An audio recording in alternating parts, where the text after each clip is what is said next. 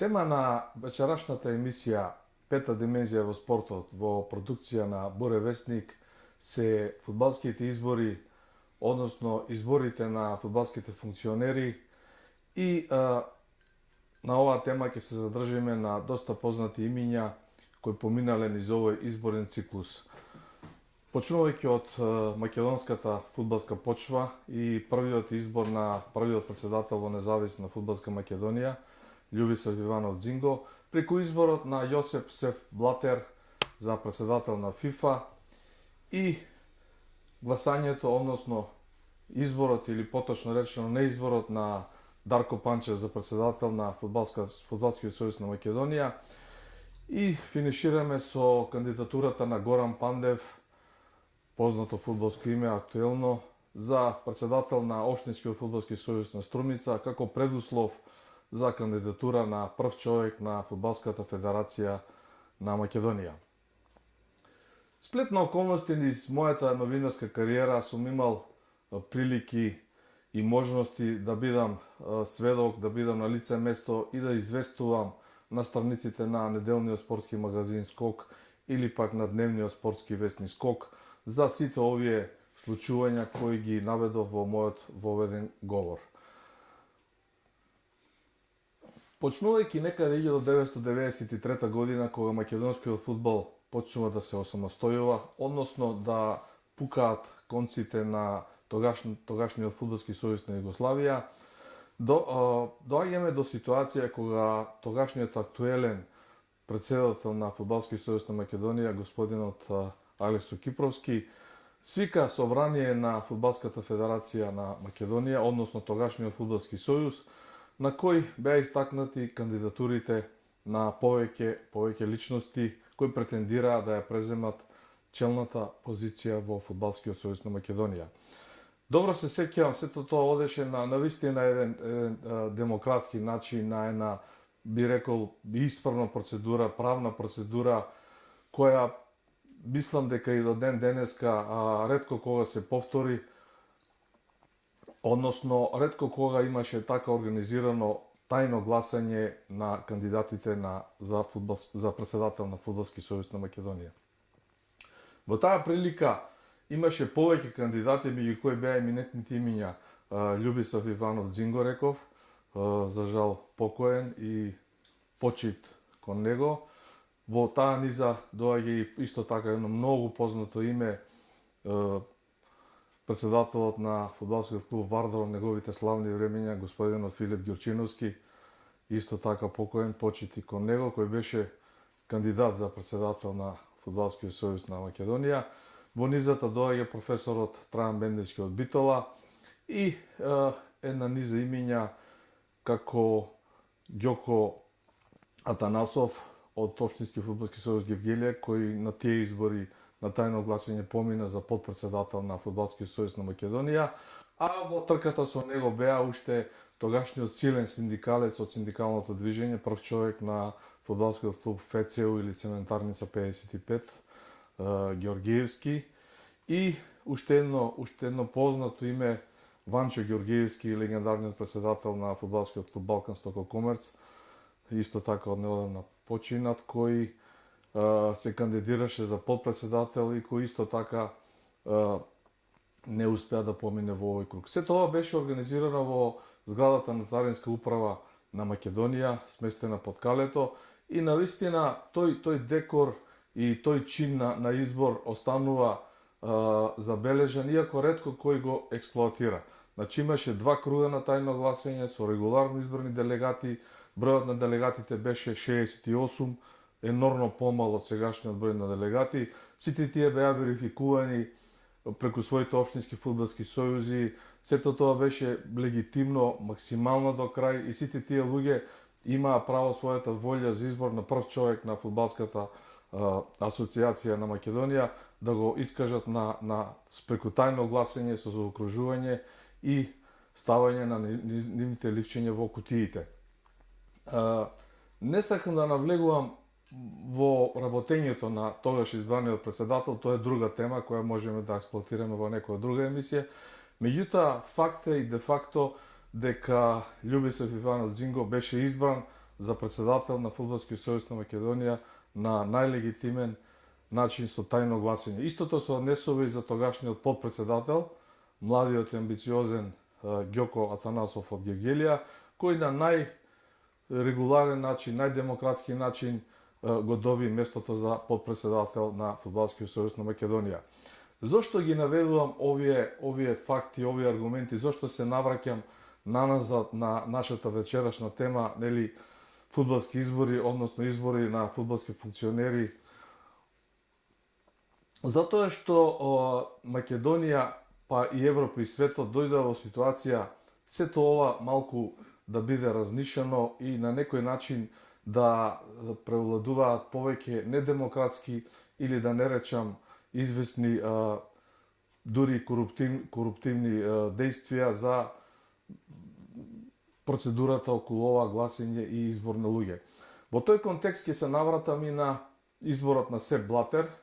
за председател на ФИФА, на кој исто така имав прилика, можност и мојата упорност и желба да бидам дел од сите големи фудбалски настани придонесе за тоа. Сето тоа се случуваше за време на светското првенство Франција 1998 година, каде што како специјален известувач на неделниот спортски магазин Скок престојував полни 38, скоро 40 дена во Франција, во Париз, проследив еден голем број надпревари, а за време на целата таа фудбалска мондијалска церемонија се одржа и изборен конгрес на ФИФА во познатиот Гранде Експо центар во Париз, каде што Сеп Блатер беше избран за председател на ФИФА. Зошто го потенцирам ова? И ова е нешто слично на изборот на нашиот прв председател во самостојна Република Македонија, односно во самостојниот македонски фудбал, кога Сеп Блатер на исто демократски начин, преку тајно гласање, со комплетно спроведена процедура и со максимална подршка на членките на ФИФА го доби тој мандат и успеа да се избори за да помине на чело на Фудбалската федерација на ФИФА. Навраќајќи се на изборот на Јосип Сеп Блатер за прв човек на ФИФА, каде што нели бе присутен како акредитиран новинар на неделниот спортски магазин Скок, тоа е бројот на Скок 357 број од 24 јуни 1998 година, значи некаде пред 24 полни години, каде што имав ексклузивна можност, ретка можност да присуствувам на првиот брифинг на Сеп Блатер како председател на ФИФА. Ова е интервјуто на 3 страници во тогашниот неделен спортски магазин Скок, која јас го направив со првиот човек на светската куќа на фудбалот. И во тој контекст интересно е да се цитира насловот во спортскиот магазин, вика: "Фудбалот секогаш победува". Новоизбраниот председател на ФИФА, швајцарецот Сеп Блатер, од самото назначување на новата функција, на која дојде на 8 јуни 1998 година, постојано е мета на новинарите кои го обиколуваат, го минираат со најразлични прашања за и околу фудбалската игра. Блатер исклучително беше отворен во тие моменти кон новинарите и неговите изјави дадени пред тогашната седма сила остануваат запишани во антологијата на светскиот фудбал и секако на страниците на неделниот спортски магазин од месец јуни 1998 година. Блатер овде се осврнува на многу елементи, на многу чинители од неговиот избор. Јас ќе се обидам да парифразирам или да цитирам некој, каде што самиот Блатер вели, еве пасус за изборот, вика: "Над се, Конгресот на ФИФА, орган што е темел на нашата организација, беше организиран и спроведен на најдемократски начин. Националните асоциации, членки на ФИФА, го дадоа својот глас, од кој повеќето гласаа за мене", вели Блатер. Тие гласаа така и како што гласаа, така излезе и резултатот. И тоа е најважно. Мојот избор беше извршен на најдемократски начин, што значи дека постои демократија во ФИФА и тоа е она што моментално најмногу и треба на Светската фудбалска асоциација во овој современ фудбал. Од другите сегменти на Блатер во таа прилика интересно е да се истакне дека при самото свое назначување се Блатер се обиде да воведе новитет во организацијата на мондијалите. Од другите сегменти на ексклузивното интервју на Сеп Блатер треба да се издвои неговата изјава, поточно неговиот одговор на новинарското прашање што мисли за коорганизација кога се во прашање мондијалите, односно дали е добро две или повеќе земји да организираат еден единствен мондијал. Во таа прилика Блатер истакна дека тоа е добра идеја и дека идејата ќе ја промовира УЕФА веќе на наредното европско првенство кое се одржа 2000 година кога Белгија и Холандија беа коорганизатори и најави дека една од неговите агенди, една од неговите приоритетни точки во неговата агенда како председател на ФИФА е да го однесе мондијалот на африканскиот континент. Во таа прилика Блатер јасно и недосмислено кажа дека поддршката од делегатите од фудбалските асоциации, фудбалските сојузи, членки на Африканската фудбалска конфедерација беа многу важни во неговиот избор и на некој начин Блатер сакаше фер плей, односно джентлменски да се реваншира на овие луѓе и вети дека еден од наредните мондијали ќе биде организиран на тлото на африканскиот континент. Во таа прилика Блатер исто така потенцираше дека можеби да има и коорганизација. Меѓутоа, и ова е една посебна тема, само наку со осврнување, тоа Блатер и го реализираше, иако не успеа да стигне во 2006 година кога го најавуваше светското првенство во Јужна Африка. Африканците сепак не беа спремни, односно јужноафриканците, и сонот на Блатер, односно желбата, неговата изјава, неговата интенција, неговото ветување се освари во 2010 година, кога мондијалот беше организиран во Јужна Африка и каде што и на тој мондијал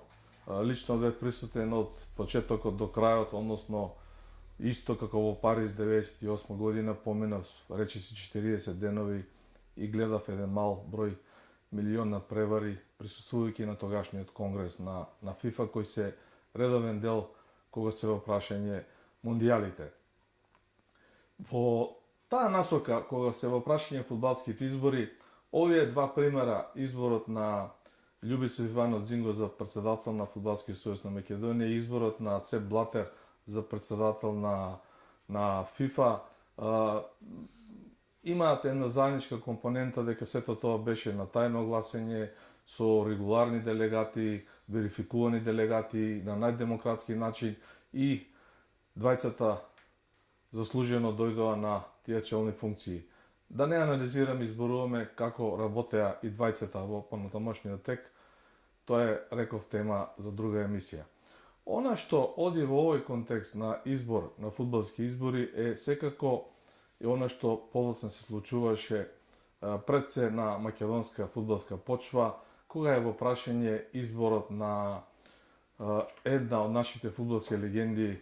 златната копачка на Европа, Дарко Панчев. Ова се случуваше некаде 2002 година, крајот на 2002 година, почетокот на 2003 година, кога Дарко Панчев полека навлегуваше во таа кандидатура, каде што имаше општа поддршка од голема маса. Меѓутоа, се појави еден принципиелен или непринципиелен проблем, може да се толкува и така и вака, ако се гледа строго по ПС правно, за да се кандидираш за председател на Фудбалски сојуз на Македонија, процедурата е едноставна, чиста, мораш да бидеш делегат на некој општински фудбалски сојуз. Во тие моменти Дарко Панчев не беше делегат на ниеден општински фудбалски сојуз, меѓутоа на еден легитимен, на еден правен начин, на едно добро организирано собрание на општински фудбалски центар, општински фудбалски сојуз центар, каде што членува Вардар и работнички, два еминентни фудбалски клуба од нашата држава, Дарко Панчев ги помина сите скалела на тој избор, на тој демократски легален избор, беше верификуван неговото членство како дел од Општинскиот фудбалски сојуз на Центар и со тоа стекна легитимно право да се кандидира за председател на Фудбалскиот сојуз на Македонија. Во тие времиња веќе председател на Фудбалскиот сојуз на Македонија беше господинот Ламбер Нудов, едно исклучително еминентно познато фудбалско име, за кое лично мое бидување дека имаше еден многу добар мандат на раководење и управување со Фудбалскиот сојуз на Македонија и ќе остане забележено исто неговиот избор на еден најдемократски начин, односно паѓањето на Љубисов Иванов Џинго на исто најдемократски начин со тајно гласање во присуство на Дейвид Вил, тогашниот подпредседател на ФИФА. Во контекст пред да се навратам на изборот, односно неизборот на Дарко Панчев за председател на Фудбалскиот сојуз, да се навратам на изборот на Ламбер Нудов за председател на Фудбалскиот сојуз, односно за паѓањето на Љубисов Иванов Џинго од челната позиција на Фудбалската федерација. Сето тоа се случуваше во универзалната сала пред огромен број на делегати, сите исто така верификувани од страна на легитимните органи на нашата држава со полно право да одлучуваат едно добро организирано собрание кое сепак имаше на нишка на мониторинг од страна на ФИФА, бидејќи претходеа многу турбуленции кога актуелниот председател не сакаше да замине, а кога зад господинот Ламбер Нудов стоеше една фудбалска екипа со врвни професионалци и со голем авторитет кои го поддржуваа и кои на најлегитимен начин ја истакнаа неговата кандидатура и настојуваа да дојде на челна позиција на Фудбалскиот сојуз. На тоа изборно собрание во универзална сала делегатите гласаа и беа прозивани еден по еден зад таен параван со тајно гласање, со заокружување на кандидатот, дали се за него или не се за него, дали се за поранешниот председател, и сето тоа помина во една конструктивна демократска атмосфера на многу високо ниво, прекрасно организирано и на крај сето тоа се заврши со еден аплауз од присутните кога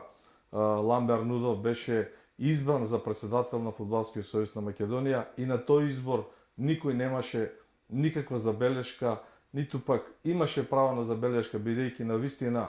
фудбалскиот избор беше организиран на најдемократски, најферплей начин, со сите можни законски процедури од сите надлежни институции, како во државата, така и од институции со кои раководи Европската фудбалска асоциација. Да се вратам на изборот на Дарко Панчев, односно заминувањето на Ламбер Нудов. Една реченица само, господинот Ламбер Нудов ќе остане запишан како председател кој е единствен до сега кој замина по негова собствена желба, кој остави зад себе простор, поле за надпревар на неговите наследници и кој во ниеден момент и во ниеден случај него обструираше изборот на неговиот наследник. Исто така тоа е вредно да се одбележи во оваа наша тема кога зборуваме за изборите на фудбалските функционери. Во таа кандидатура, во таа трка за избор на председател на Фудбалскиот сојуз на Македонија влегоа двајца кандидати, господинот Харлампие Хари Хаджиристевски, представник на Општинскиот фудбалски сојуз од Прилеп, и секако легендата на македонскиот фудбал Дарко Панчев како представник на Општинскиот фудбалски сојуз Центар Скопје. И треба да се истакне, бев сведок, известував и од ова собрание за дневниот спортски весник Скок тогашен, и ова собрание беше добро организирано со еден избор на делегати кои беа верификувани, кои беа легитимни, кој имаше список на делегати, како тие се стигнати до таа позиција да може да го дадат својот глас. И во оваа прилика исклучително важно е да се потенцира дека гласањето беше тајно, дека имаше круг на гласање со тајно броење на гласови, мислам со јавно броење на гласовите, а тајно гласање, каде што левчињата беа вадени од кутиите и верификационата комисија на глас на АЧИК, на сите присутни, ги покажуваше ливчињата и ги броеше гласовите. По таа прилика треба да констатираме дека Харлампие Хари Хаджаристијски можеби неочекувано за фудбалската јавност успеа да го победи Дарко Панчев со огромна разлика во гласовите, но и во тој избор и во таа победа или да Харлампие Хаджаристијски, односно пораз на Дарко Панчев, немаше никакви забелешки. Немаше некој сето тоа да го обструира, да најде мана или да се наведат некои злоупотреби на делегатите или не знам какви нелегални действија или нивно нелегално действување. Изборот беше комплетно регуларен, верификуван од сите надлежни институции во Македонија. Хари Хаджаристијски беше заведен за председател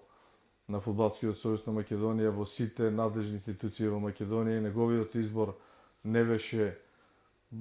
ниту за милиметар спорен. И тука се отвара прашањето како господинот Хаджаристијски владееше или управуваше и раководеше со Фудбалскиот сојуз на Македонија и колку за себе остави аномалии. Меѓутоа, пак ќе кажам, тоа е тема исто како и за претходните негови челни луѓе на Фудбалскиот сојуз, каде што бара повеќе време, анализа, трпение, факти, аргументи. Меѓутоа, зборувајќи за изборот, овој избор беше апсолутно легитимен. Ерата на Хари Хаджаристијски заврши како што заврши и за негов наследник дојде друг председател на Фудбалската федерација, каде што тоа беше господинот Илчо Ѓоргиевски, поранешен фудбалер на Вардар, негов тренер, исто така едно познато фудбалско име. И овде ми се чини во неговата ера почнуваат малку да се менуваат процедурите, да се менува начинот на гласање, кога сето тоа некако станува малце поинаку, каде што делегатите почнуваат да бидат делумно лимитирани во изразување на својата слободна волја. Тоа е еден мој впечаток, базиран врз аргументите како се одвива сите тие изборни собранија во ерата на Ѓоргиевски, каде што имаше многу нерегуларности, многу притисоци, многу аномалии, стигнувавме до таму да сообраќајната полиција ги сопира и ги легитимира возилата, ги праќа на технички прегледи со делегатите кои треба да гласаат, па дел од делегатите на некои изборни собранија надвор од Скопје во буквална смисла беа сокривани, да не речам киднапирани. Се вршеше одреден притисок. Не сакам да кажам дека сето тоа беше и толку криминално и коруптивно, меѓутоа далеко од изборите за кои досега зборував и каде што одредени луѓе кои партиципираа во водечките функции на нашиот фудбал беа навистина избрани на еден легитимен начин. Не се, Илчо Ѓоргиевски го истера својот мандат како што го истера и во негово време македонскиот фудбал имаше одредени успеси. Го памтиме Суперкупот во Скопје, кој што беше организиран исто така на многу добро ниво, во ред е тоа да се каже и да се истакне, каде што дојдоа две изворени екипи, каде што Македонскиот фудбалски сојуз покажа дека има можности, има капацитет, има луѓе да направи една таква организација и сето тоа помина добро. Сепак, фокусот на нашата тема на изборите оди на нешто друго и нели најавив за изборните активности почнувајќи од Зинго преку Блатер до Дарко Панчев и најпоследниот случај, односно избор или неизбор, верификување, неверификување на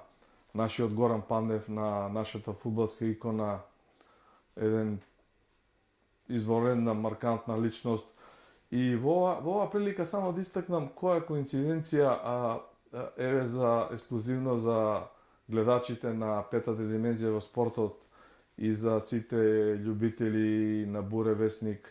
нели по чија надлежност оди оваа продукција, во истиот број каде што оди интервјуто на Јосеф Се Блатер на 3 страни, за кое веќе нели зборував, во истиот број на последната страница од Скок еве ќе се обидам да ја покажам и ќе имате прилика да ја видите. Овде е екипата на пионерската екипа на Беласица. Значи Горан Пандев е дел од Скок. Еве го како пионер на Беласица, победник на Купот на Македонија за пионери. 98 година, значи тоа е годината кога се Блатер е избран за председател на ФИФА. Една добра генерација на Беласица, каде што Горан Пандев е во средината како дете, како фудбалски бисер, почнувајќи својата кариера. Ова како еден вовет, како еден шлагворд за името, за големината на Горан Пандев, за неговите фудбалски квалитети, за неговата човечност, за неговиот карактер, за неговата желба и да не речам придонес во историјата на македонскиот фудбал. Енормно висок, енормно голем, ќе остане сигурно долги години запишано неговото име, неговите успеси, неговите резултати, неговото действување во рамките на македонскиот фудбал и играјќи за репрезентацијата и секако носејќи го дресот на многу еминентни екипи кои сега нема да ги повторам, кои сигурно вистинските љубители на фудбалот ги знаат. Сум имал многу прилики да бидам во друштво на Горан Пандев, почнувајќи од неговата кариера, од неговиот сам почеток на турнирот Виареџо 2001 година, кога бев специјално поканет како новинар на спортскиот дневен весник Скок од тогашниот председател на фудбалскиот клуб Беласица Герас Цунев, господинот Ванчо Таковски или популарниот Батеване. Почити во оваа прилика кон него и кон неговите дела направени во контекст на фудбалот во Струмица и пошироко во Македонија. За жал и тој не е веќе физички присутен меѓу нас, меѓутоа еве прилика да му одадеме почит и признание за тоа што го направил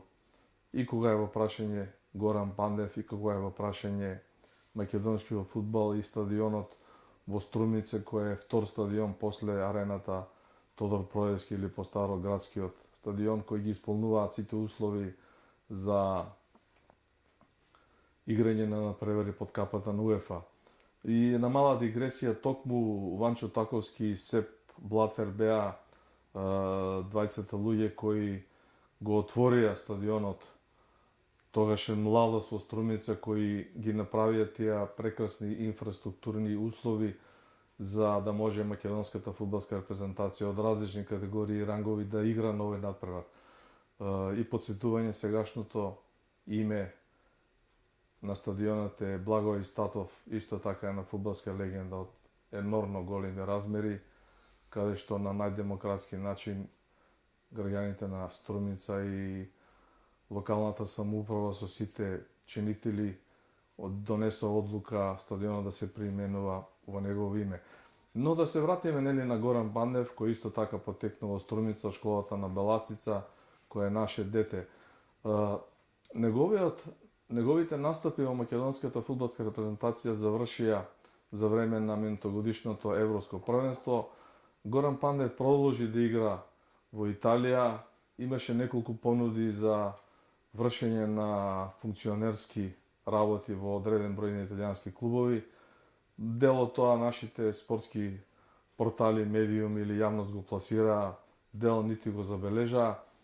Меѓутоа, она што останува маркантно кога е во прашање ова, Горан Пандев искажа недвосмислена желба да се вклучи во македонскиот фудбал, да помогне на македонскиот фудбал со целиот свој авторитет, да помогне со своето знаење, со своето искуство, да помогне со своите контакти, со своите врски, со своите пријатели и со многу врвни, познати, еминентни имиња во европскиот и во светскиот фудбал, да го доближи македонскиот фудбал до нив и да го даде својот придонес и надвор од фудбалскиот терен, да не кажам во тие административни води. Познавајќи го Горан Пандев, со кога реков се дружев во Виареџо 2001 година, па 2010 на финалето на Лигата шампиони,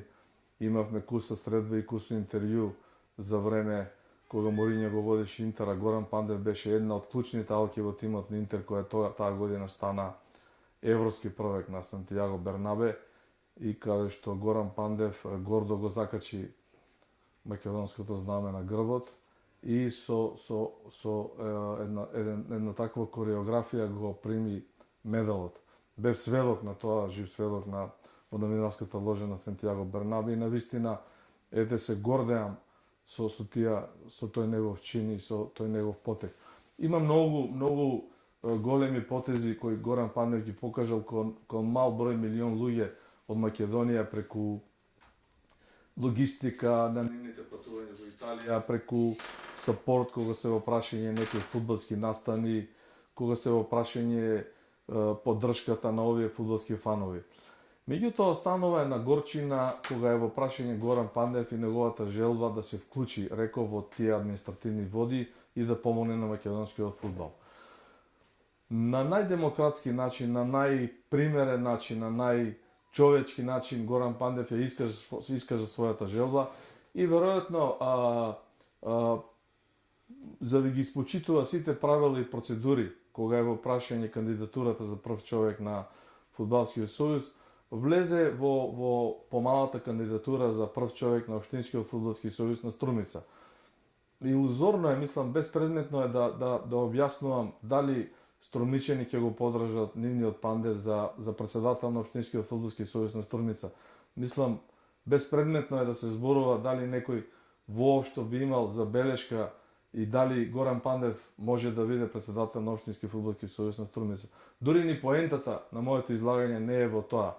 Меѓутоа, и кога целата таа процедура беше испочитувана, кога помина низ една правна рамка, да кажам, и кога сето тоа требаше да биде верификувано на еден примерен начин, на еден демократски начин, и во најмала рака да му се даде шанса на Горан Пандев, ете, јас велам за ферплей, за да влезе во таа трка и во некое догледно време сето тоа да се организира пак на демократски начин со верификувани делегати, со луѓе кои сакаат да искажат својата слободна волја за тоа за кого тие мислат дека треба да го води македонскиот фудбал. Сето тоа беше некако анулирано, заташкано.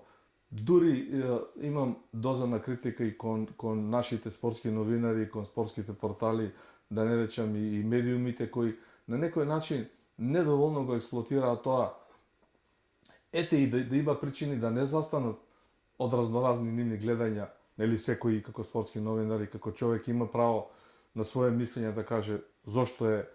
евентуално против таа кандидатура или зошто за таа кандидатура, како што ја би образложил зошто мислам дека личности како Горан Пандев и како Дарко Панчев во минатото му се неопходни на македонскиот фудбал. Меѓутоа,